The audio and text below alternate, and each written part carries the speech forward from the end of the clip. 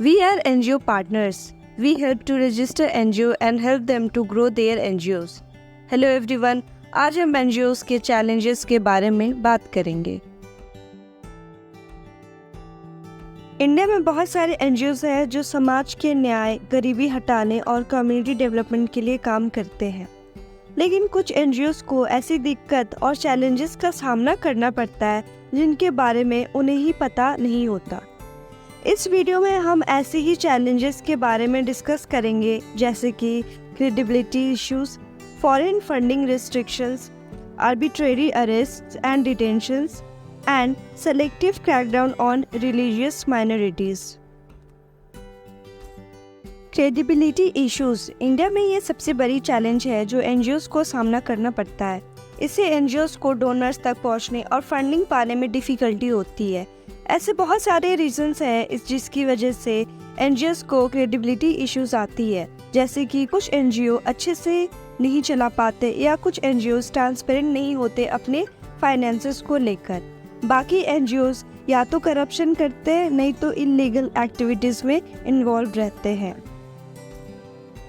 Foreign funding restrictions, Bharat सरकार ने NGOs को फॉरेन फंडिंग के लिए रोक लगा दी है। इसकी वजह से एनजीओस को चलाने में बहुत मुश्किल का सामना करना पड़ रहा है, खासकर उन एनजीओस को जो सेंसिटिव वर्क्स पे काम कर रहे हैं, जैसे कि human rights and environmental protection. 2015 में सरकार ने 9,000 फॉरेन फंडेड एनजीओस के रजिस्ट्रेशन को कैंसिल कर दिया था जो फॉरेन कंट्रीब्यूशन रेगुलेशन एक्ट के साथ कंप्लाई नहीं कर रहे थे। Arbitrary arrest and detentions, India में ह्यूमन राइट्स एक्टिविस्ट और जर्नलिस्ट मनमानी रूप से पकड़े जा चुके हैं और सरकारी अथॉरिटीज़ द्वारा गिरफ्तारी किए गए हैं। इससे एक डर और तनाव का सिचुएशन पैदा हुआ है जिससे एनजीओ से काम करने में मुश्किल होती है। 2020 में एमनेस्टी इंटरनेशनल इंडिया के पिछले मुख्य नेता को अरेस्ट किया गया है और उन पर देशद्रोह का आरोप लगाए गए हैं।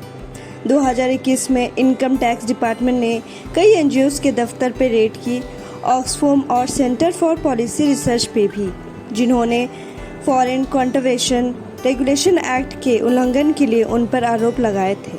Selective crackdown on religious minorities, भारतीय सरकार ने धर्मों के अलग अलग समुदाय पर चुनिंदा तौर पर क्रैकडाउन करने का आरोप लगाया गया है। इससे पॉलिटिकल लीडर्स और पब्लिक ऑफिशियल के द्वारा इन लोगों के प्रति खुलकर नफरत का समर्थन बढ़ गया है। 2022 में सरकार ने एक लॉ पास किया जो लव जिहाद को दबाने के लिए अथॉरिटीज़ को विशाल अधिकार देता है, जो इंटरफेथ मैरिजेस के लिए इस्तेमाल किया जाता है। इस लॉज को ह्यूमन राइट्स ग्रुप ने क्रिटिसाइज किया है, जिनका ये मानना है कि ये भेदभाव है और मुस्लिमों पे टारगेट करती है। ये सारी कुछ प्रॉब्लम्स है जो एनजीओस फेस करती है। ये प्रॉब्लम्स एनजीओस को एफिशिएंटली काम करने और गोल्स पूरा करने में रोकती है। ये बहुत ज़रूरी हो गया है कि हम अवेयरनेस क्रिएट करें ये सारी प्रॉब्लम्स के लिए, ताकि गवर्नमेंट और पब्लिक इन्हें ठीक करने के लिए स्टेप ले।